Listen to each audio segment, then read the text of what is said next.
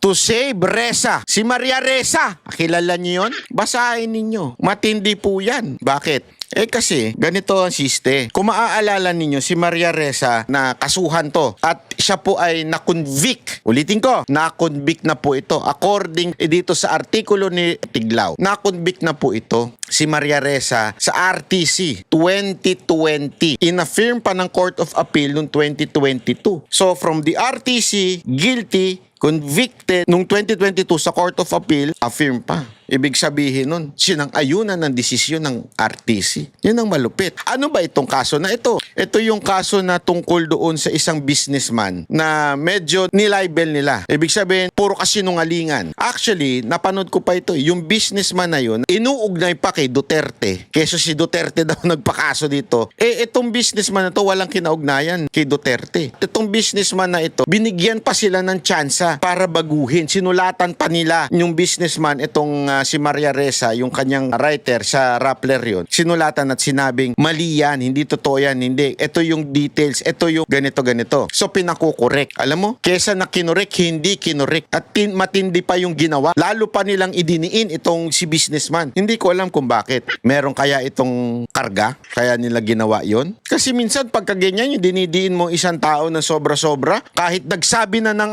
malabo yan, hindi totoo yan, dahil ganito, tapos idinidiin mo pa. Minsan pagka ganun, operation yun. Hindi ko sinasabi ganun ang ginawa ni Maria Reza, ha? Pero parang ganun ang datingan.